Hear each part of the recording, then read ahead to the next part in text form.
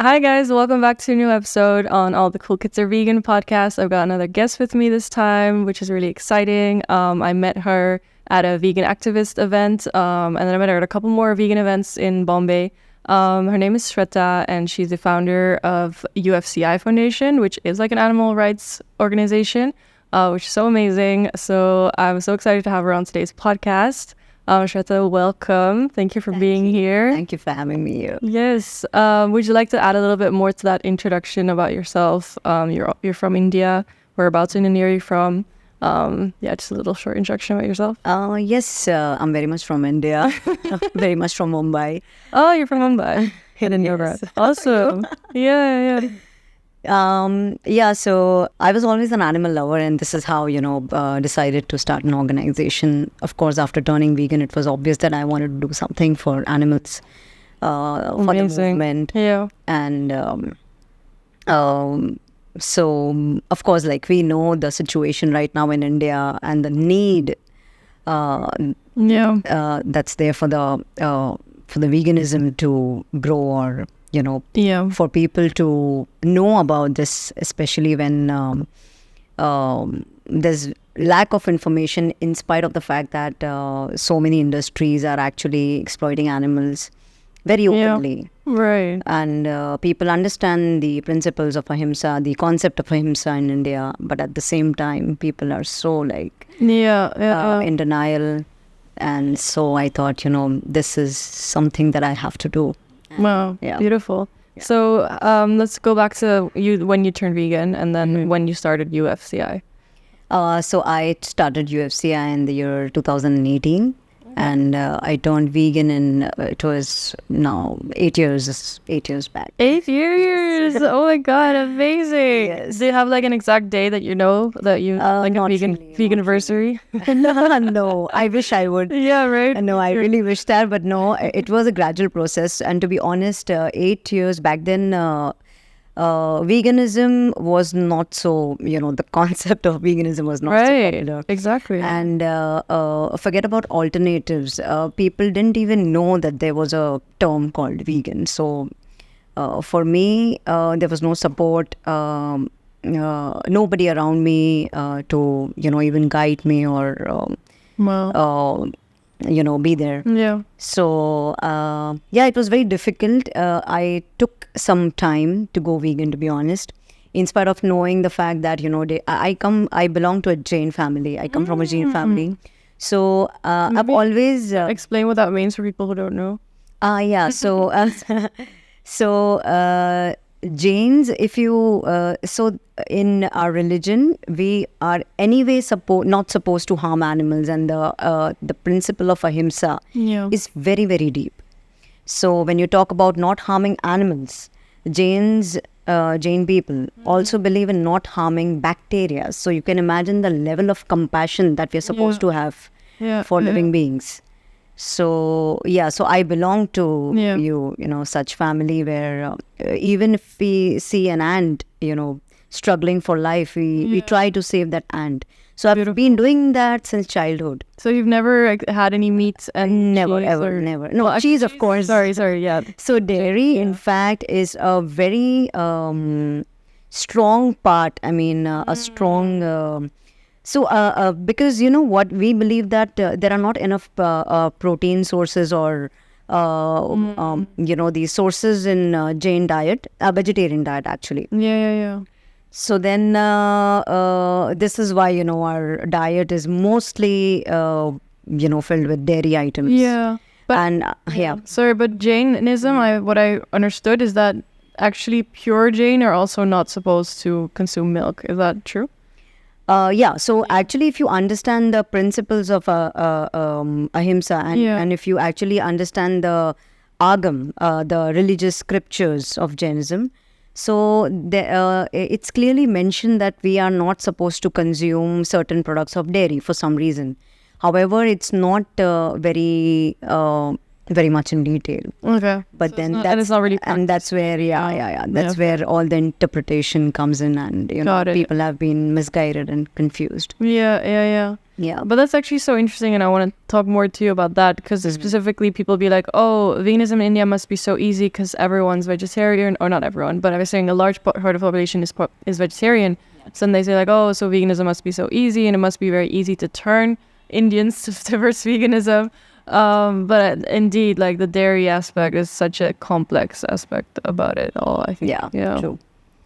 And for a fact that we have been so much normalized, because even I myself has been seeing cruelty in front of my eyes since childhood, in spite of being an animal lover. I mean, I was an animal rescuer, feeder, and I used to love animals.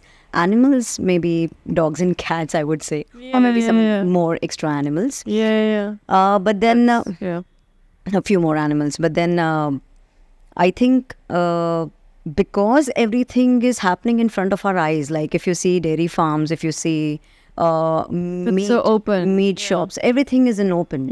So people have been desensitized to such a level where they don't see these things as enslavement, or they don't see anything wrong in that. However, a few things like artificial insemination and certain things like maybe when they are injecting these cows and buffaloes, or these chickens with some oxytocin injections, or whatever injections, hormone injections. So these things maybe are not done in front of public. And that is why maybe people are not aware about few things. And I think that's where the problem lies. So tell me back then, how did you turn vegan if you didn't even have if the term wasn't even that defined for it yet, then like how did you transition, and what made you like decide to just quit all animal products? So as I said, I was always an animal lover. So I was following one girl on Facebook, and she was a vegan, not in Mumbai though. But then she used to post everything about dairy industry, and I was like, what's wrong with dairy? I mean, we're just taking milk, we're not killing animals. It's a common thing. Exactly. And she posted something about slaughter with dairy. And that made me actually think, like, what is exactly slaughter? What do you mean? Slaughter. So like a dairy cow being... being slaughtered. Okay. So I was like, I couldn't believe that, because for me also, like, since I belong to a Jain family, and we are, Jains are quite involved into saving cows and buffaloes, not buffaloes actually, but cows. Maybe cows, yes. So if there are so many Goshalas, there are so many cow shelters actually, which are majorly run by Jains. And Jains are the ones who are always, they come forward to help animals actually. So for me, when Jains are consuming dairy, I never saw any cruelty or any wrong thing in that. Yeah. So then when I saw these things, I was like, no, there's something wrong, and I need to understand like what exactly is wrong in dairy. So I asked her directly, and she was like, dairy itself is like very cruel. And of course, and later when these animals, when they stop giving milk, they are spent. Yeah. So then later they are sent for slaughter. So I still couldn't believe, and I did my own research. I visited some Goshalas, of course in Goshalas they don't send cows to slaughter. What's a Goshala? So Goshala is kind of a shelter home for cows, and it's only cows. And is that, but do they have those for like religious purposes here in India, or not religious as such, but then like as we believe that cows are sacred, and they are supposed to be cared and taken care of. So that is how I think many Jains end up saving cows. And but they don't, these cows are not milked in the they are milked. Oh, okay. Yeah, they are milked. Okay, got it. So you went. So that's where the catch is. So and then when I understood that dairy industry is directly linked with slaughter industry, with meat industry basically. So then there was no looking back.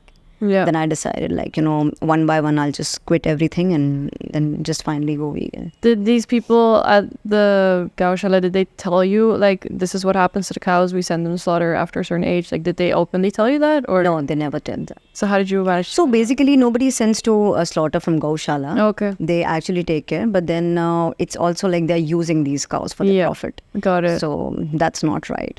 But when you, what I understood, like, basically from the Indian dairy industry is that it's very, like, under wraps, and they don't actually really, even though India is the number one, like, leather and beef exporter, they're still not really like, yes, we send cows to slaughter. It's not like that. Yeah. When? Yeah, because cow slaughter in many cities is banned. Is banned. It's banned, Yeah. But what about buffaloes? I know. Poor buffaloes. I just saw a couple on the street yesterday. On the streets? Well, I don't see any buffalo on the street. I think they were walking with someone, but I was surprised as well to see, because we only see cows. I mean, I think it was a buffalo. It was like brown and like has a bit of an iron face. So I swear, I'm not going to show you. I think I always try to take a picture of them.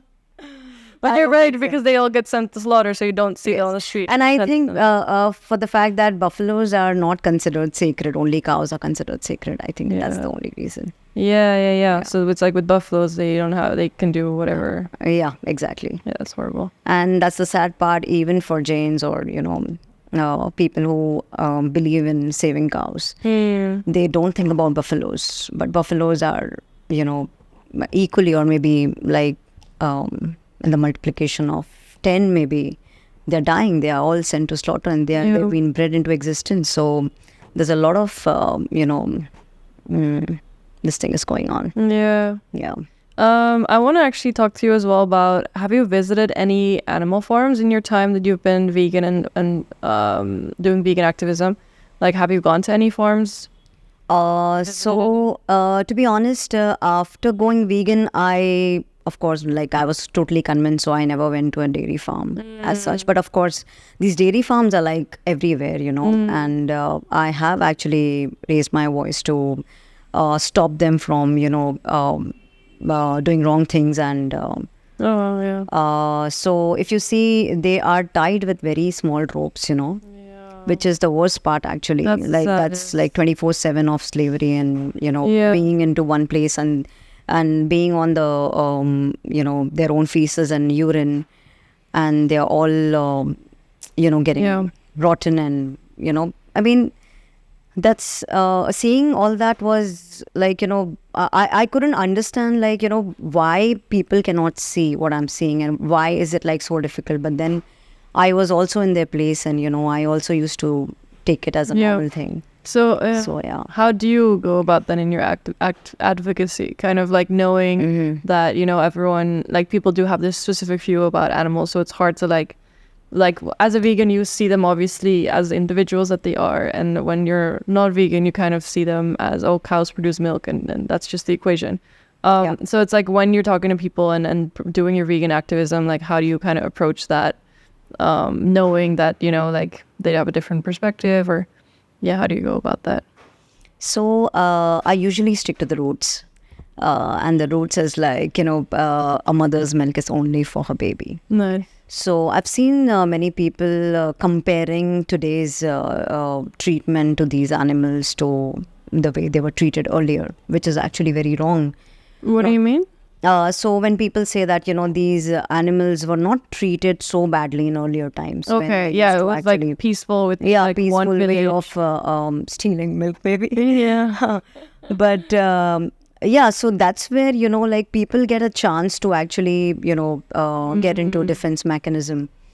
But I feel when you stick to the roots, that, a mother's milk is only for her baby, and then all the cruelty aspect actually comes in. Right. But in the first place, we are not supposed to actually steal from them. Literally. No matter what, So I think that's where, many vegan activists even now are making mistakes. But I think this works very well with me, because when you actually are very clear that, every animal gives milk for their own babies, including human animals. Exactly. There's nothing they can actually, say about it. Yeah. So, and when it comes to animals which are into meat industry or egg industry, then Yeah. I think people just don't know the facts that, the way they are treated. However, they know that the animal is getting killed Yeah. for their food, Yeah. for their taste actually. Yeah. But then people don't realize how they are treated, and but it's like 24/7 of horror, Yeah. 24/7 Yeah. of torture for them, suffering. Yeah. So that's what I do. I make Yeah. them realize, like, if you are in their place. Right. Yeah. Yeah. Nice. I think that works very well, because once people start understanding, and I think we've done that during activism also. Yeah. So there was Yeah. I would like Yeah. to just introduce the people that like this is basically what you do like on the weekends. You go out to like Yes. public places and you Yes. talk to people and you do street activism, which I Yes. think is really cool and really important. Yes. So could you share a little bits about that, like conversations you've had with people, or how were people's responses, or have they actually like really been interested to turning vegan? Like, have you had positive responses? Have you also had like really negative responses? Just curious about your My experience. God. Yeah. All type of responses. I can imagine. So many types of responses. So I've met people who like animals are here for us. It's my right to eat animals. Yeah. Whatnot. So yeah. I All these think arguments. I've also come across people who don't even know the word, the term vegan. Yeah, I can imagine. So that was when I started my activism like 8 years ago. So that time I'm sure there was not enough information. Yeah. But now it's like if you ask me now, people are quite receptive. People have Nice. understood that okay, something is wrong. Maybe Yeah. they're not aware about the entire thing that is done behind the closed doors of these industries. But people do know what is wrong, and maybe they think that there can be some better practices or better treatment done to animals, but then they don't realize the fact that these animals in the first place are not for us. Nice. So that's where I think and that is why we stick to the roots, Yeah. because when you talk about welfare of animals, people can actually come up with thousands of types of excuses, and they'll be like, maybe you need to change the policies. Yeah. or, Get them out of cages or yeah, exactly. like stuff like Yeah. Yeah. So when you stick to the roots, there's no chance that a person can actually debate on it. Nice. I love that. Yeah. It's actually so true, the fact what you said a little bit earlier about the fact that people are exposed to it, because even if I walk around, I see those chickens being Yes. sold on like the street, which are like in like cages, and then I think I once saw really bad were like slaughtered and like on top of the cage, so like literally have the live ones down and then just like a dead one on top, and it's like such a horrible sight.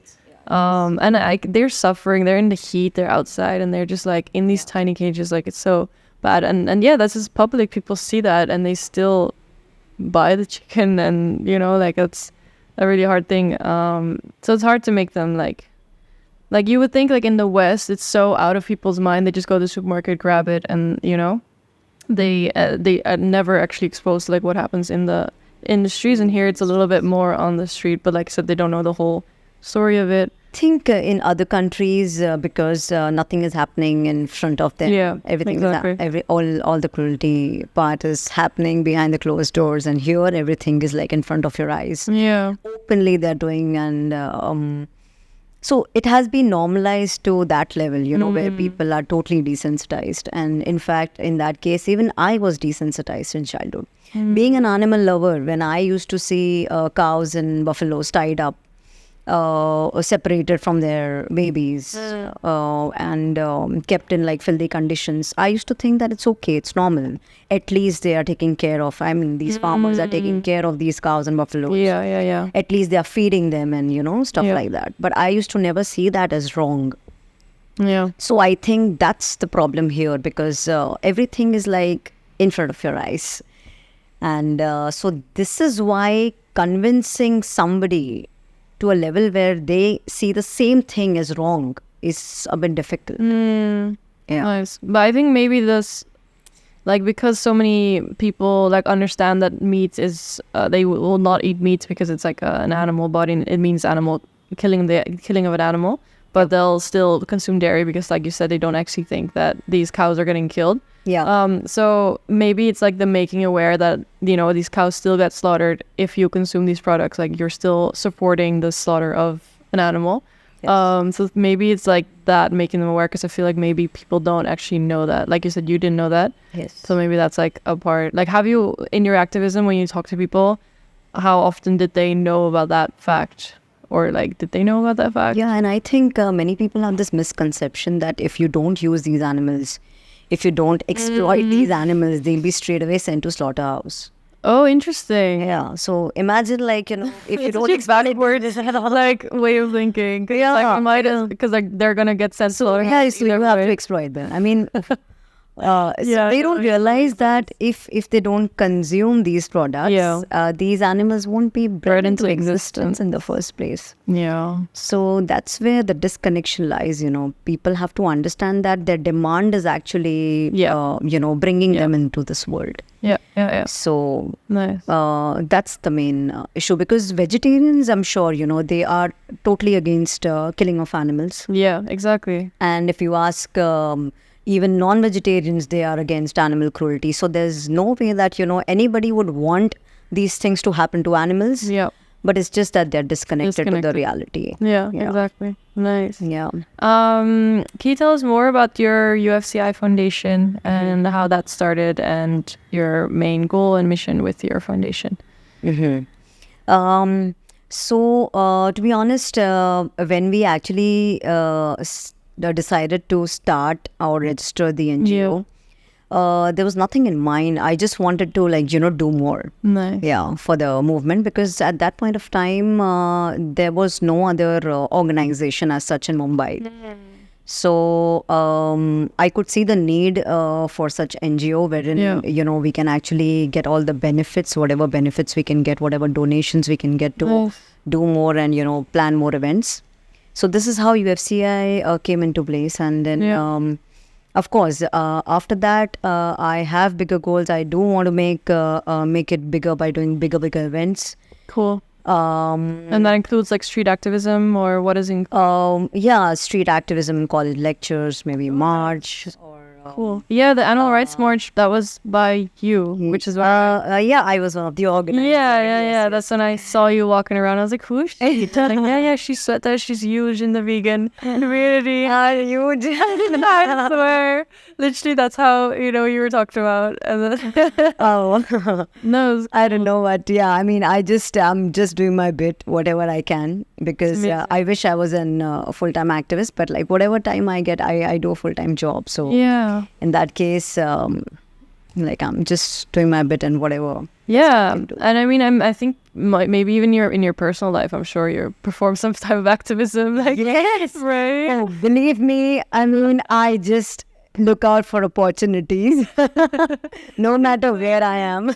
Exactly. So no matter if I'm with my friends or family, because I think that's now in my blood. Yeah, I cannot think anything else beyond, you know, because my only goal in life, like if you ask, you know, people about their future plans or career plans or whatever. Yeah. Like I just have one thing in my mind, and I think that is the reason I've done this tattoo, which says animal liberation. That's amazing. So animal liberation is something that I dream of, I breathe, and I just, So I wish I could do more, but I think we all have some kind of, you know, responsibilities in life. Yeah, and we shouldn't like hurt ourselves because we're trying to save animals. We shouldn't like over, you know. Yeah, and it also takes onto your mental. Yeah, it does. Yeah, I know. We need to be kind to ourselves, because like as much as we want to save these animals, like we also have to think about ourselves. Yeah. Because I know it can be very. It can be, and burnout is real.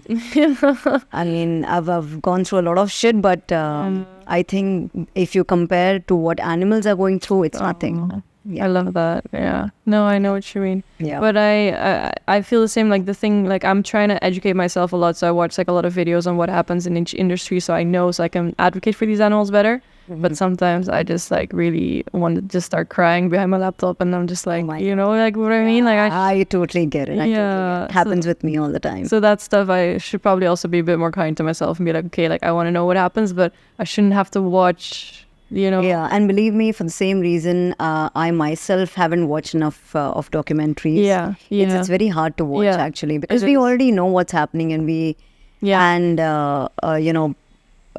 can't afford to be into, some kind of mental trauma or depression wherein we are not in a position to do anything more for animals. Yeah, that's true. Yeah, that's so true. that is the reason. Yeah. So I think on that topic of like how you're spreading veganism in your personal life, because you've been vegan for 8 years, and it's like for me, I've been vegan now for almost 3 years, and like I've like experienced, like I think the first year vegan, you're like a little bit vegan, but I'm not as vegan as I am now, in the sense that I'm so passionate and I learned so much in these years, you know what I mean? Like I'm now very, very vegan. Like if other people, like eating meat maybe didn't used to bother me as much, like as it bothers me now, or in the supermarket that people so casually pick up these items, not knowing at all like the suffering that went through it, and then the cost of it and everything. So as like I'm now like so vegan, as I like to call myself, I can imagine you, like 8 years, you've been dealing with people giving the same arguments, plants feel pain, lions eat meat. Like I'm realizing it now, like how many of the same arguments people keep saying. I can imagine you has been vegan 8 years. You must have been dealing with that for like so many times. Yes. Yeah, that's actually crazy. Yeah. Yeah, it is, because I think at least now people, because of the information that is out there on internet. Yeah. Things have become easier, and people do understand that, like exactly, especially for questions like, do plants feel pain or whatever. So people do know the facts. Because back then there was not enough information, and we had to come up with whatever reality check or whatever videos we could bring out.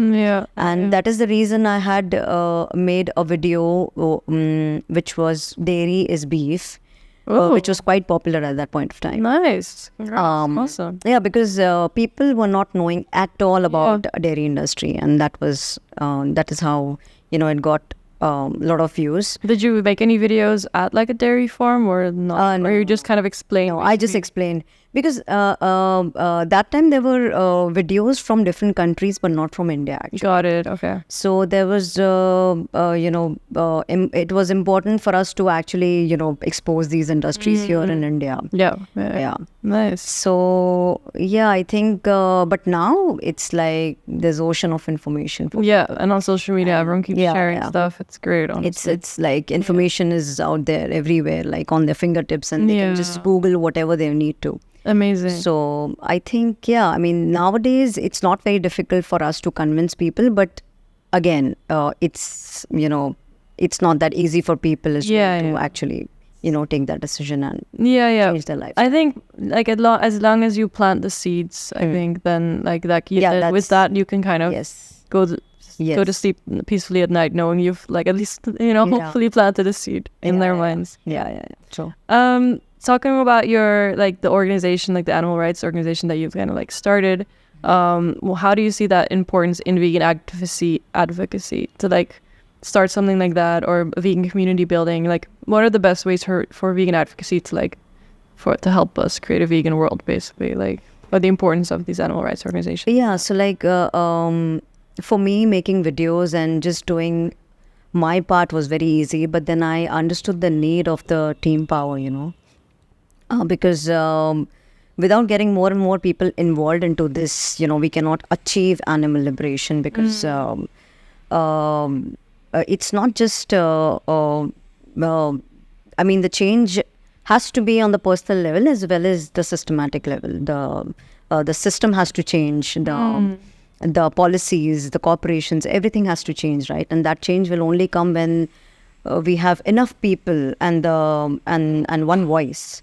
So this is how I realized that to make anything to have that impact here in India, we need more and more people. And this is how, I thought of, Uniting them. Yeah. through this organization. Yeah. So Amazing. And how many Yeah. people do you have like working with the organization? So there are more than 170 to 180 activists right now. Cool. Yeah, Nice. all from different backgrounds, and That's amazing. Yeah, All passionate vegans. all passionate. Yeah. Yes. That's so cool. Yeah. I'd actually love to know a little bit more about your vegan journey, because you said that you you found out about what happens to cows and then you just decided to quit all animal products. But I mean, how was that transition for you to turning vegan from, I guess you had a Jain diet, so then how was people's reaction around you, your family? Yeah. So people think that for Jains or for vegetarians, it's not that difficult to turn vegan. But believe me, It is, yeah. Our diet contains 80% of dairy products. So it's believe me, it's very, very difficult. Yeah. And for me, I was very fond of dairy products, Yeah. especially chai. Oh, chai. Chai. But do you still have your chai now, but with oat milk? I'm still addicted to tea. I do have tea every day. It's just, of course, with some of the plant milks. Yeah. Which milk? Oats milk. Yeah, amazing. Yeah. So I make it every day. Yeah, And it's very easy. Yeah. It just takes 2 minutes to make. So, I feel like yeah. a lot of people are very they have that connection to their chai and they don't want to give it up. Yes. Like you can make the exact same. Yeah, exact chai- taste. chai And it's not very with- different. In fact, it's even healthier, right? Yeah, of course, So exactly. People don't realize that. So yeah, I mean, it was not just chai, but then there are so many things, if sweets, there are so many different types of sweets. I know, it's mean, really yeah. sad that I've come to India before I was vegan as well, and I really enjoyed all the food, all the sweets. I loved paneer, was one of my favorite things. Yes. And yeah, as a vegan, it's sad, I don't get to eat the same sweets that I used to eat because they're not automatically vegan. I know you can make them vegan. I know there's Yeah. bunch of recipes online for all the gulab jamun or rasmalai or whatever. You can make all of that easy. vegan, Yeah. all the desserts, Yeah. but it's just in the stores or in the restaurants, the sweets aren't vegan. Yeah. So I can imagine for you, yeah, you kind of have to make things at home, or you have to change recipes or to change all of that. Thankfully, I think there are lots and lots of vegan cafes now. No, yeah. Let's I want to hear about that. In India now, how is it? How have you seen veganism expand in India? Or Yeah, I've actually seen it step by step, because at that point of time, I didn't even know about alternatives. I just knew that I have to quit these things. There's no looking back. And I just cannot have these things forever. I mean, that was all in my mind. But thankfully, then very strong though. That's very cool that you had such a strong ethical kind of this is not right anymore. Let's stop it. Exactly. Yeah, cool. Yeah, and I think when you understand the suffering of animals, when you have that kind of empathy, I think it's not that difficult, to be honest. Yeah, it's basically when you make the connection. It's once you make that connection. Facts. But then, yeah, I mean, later there were so many options coming up, and Do you have any recommendation for me for the mitai that I can order vegan? Mitai? Yeah, because I miss all those. Now, you know what? Recently, I ordered rasgulla, but unfortunately, nobody is making right now in Mumbai. It was ordered from Pune. Actually, there's a vegan community in Pune, I feel. Yes. Right? It's a vegan community everywhere now, everywhere in India. That's so cool. Yeah. That's so amazing. That was ordered from a brand called Meethi Kahani or something. And they make lovely vegan sweets. So Nice. I think you must try if you're in If in Pune. Pune, yeah. You must try that. And then there are so many things now, Yeah, there's vegan. There's a bunch of vegan cafes here in Bandra, or even so many, Juhu, everywhere. Yeah. In every corner of Mumbai, I think now. Yeah. And it's not just vegan cafes or 100% vegan restaurants. In India, I think already 80% of the staple food is vegan. On top of it, whatever you order, you can always veganize, and it's so easy. It's just that like you have to just mention few things here and there, and like no, everything can be veganized. No, exactly. It's very easy. Exactly, it can be. But it's a bit of maybe for me it's the language barrier, because like I try to tell them firstly in the restaurant that I'm vegan, so I want them to know like no animal, no dairy and stuff. But I think it's hard for them to recognize that like that mayonnaise. Mayonnaise. I just say the word mayonnaise, that it comes from eggs, so that it's not vegan. There's eggless mayo, there's vegan mayo. But if I were to say like, can you make this vegan, they don't realize I have to remove the mayo, or that they have to like, you have to like specify it really. Okay, make sure there's no cream, there's no milk, there's no butter. You have to do that. You have to. Because here people don't know exactly the concept. What's vegan diet. So. It's true. Yeah. Although if you ask anybody what's Jain, every single person here knows, but vegan diet is something that is still, but not that popular. But the Jain option on the menu is pretty much like, as a vegan, I quite look towards Jain option. It's just no dairy. Yeah. That's it. Yeah. Wait, is it actually like, oh, you mean like you have to say no dairy for the Jain option? Yes. Yeah, exactly. And then you're good. Yeah, exactly. Yeah, because there's no egg products. No egg products. Yeah. No. Like in vegetarian diet, there's no egg. Here in India, people don't consider eggs as vegetarian, so it's pretty easy that way actually, if you ask. That's cool, because in the Western world they do. Yeah, in West, yes. I agree. They eat eggs as a vegetarian. Yeah, they consider eggs as vegetarian. Yeah. No, I think even fish are considered as vegetarian in many countries. Not sure though. Then there's pescatarian, right? Yeah. But I know what you mean. Sometimes people who eat fish will call themselves vegetarian. They're like, no, you're a pescatarian. Yeah, exactly. True. I want to get back to like how your family's reaction was to vegan, and like how that family dynamic was. Mm-hmm. So when I decided to go vegan, the first thing that I told my mom is like, now on, never ever give me any dairy product, or I'll be out of this home. Wow. So my mom is like, if you want to do all this, you better be out of this home.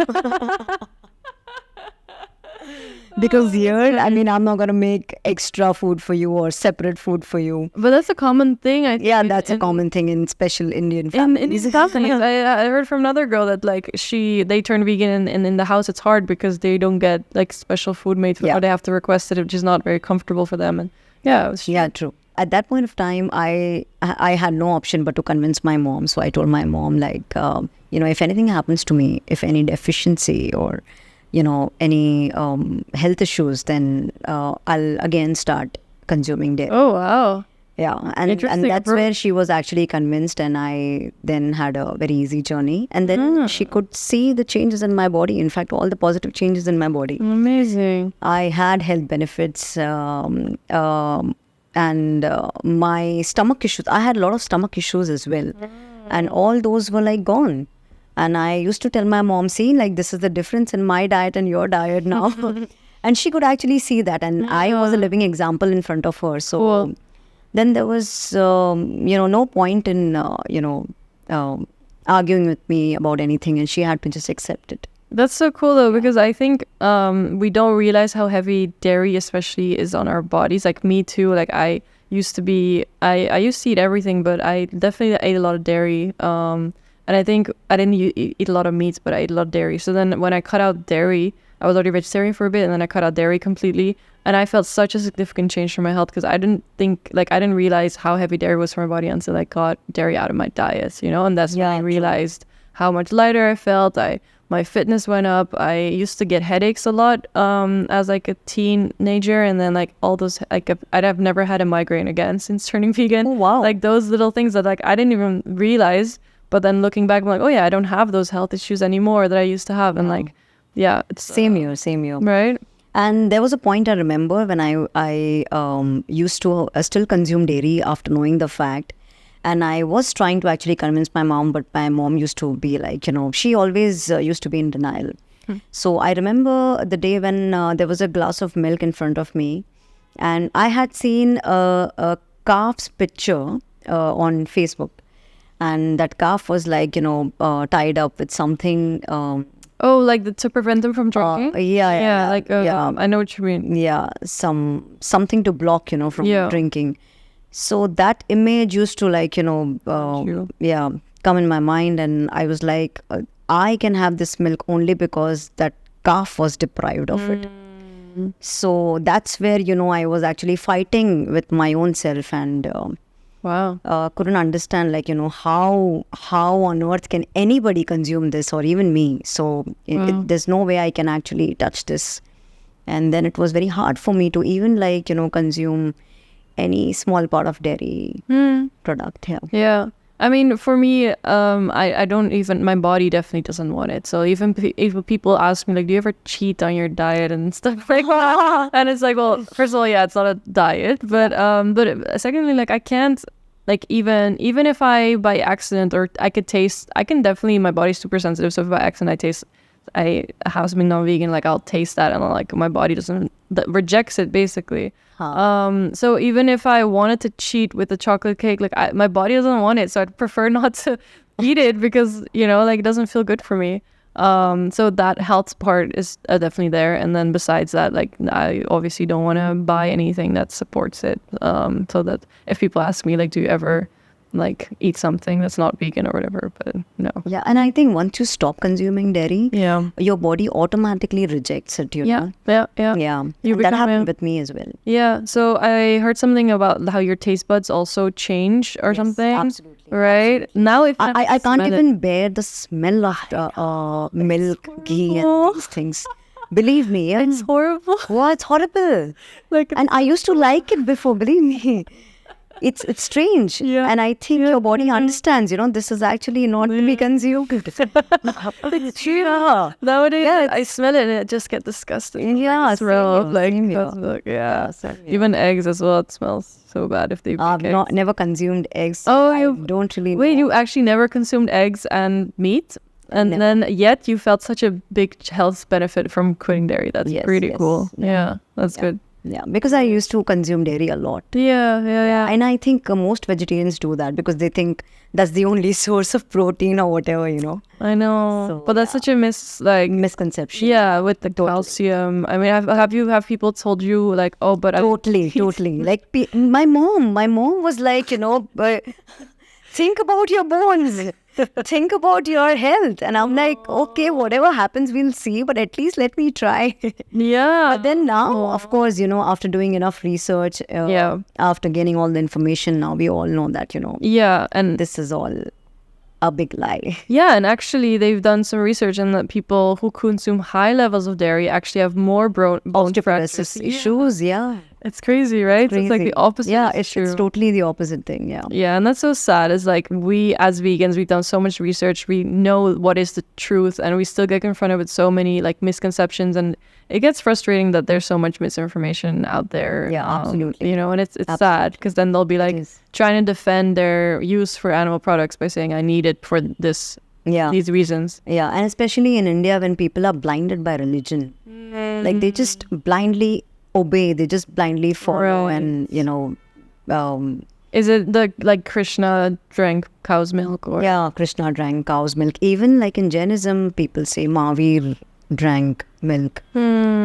So that's a difficult one. Yeah, so that's where people don't want to actually go and research or think logically in that case. Yeah, because then it would take them putting their religion aside in a way. Religion aside, their convenience aside, the habit, the taste. Yeah, that's where the problem lies. Yeah, I know. Yeah, but then spreading awareness, I guess, is all we can do. That's the only thing we have. Yeah. A final question would be, what would be your advice to like either vegan people who are here in India and have a hard time with their advocacy or being vegan in India, or for people who are like on the verge of turning vegan and need some more advice on that? Do you have any final advice for vegans or vegan aspiring people?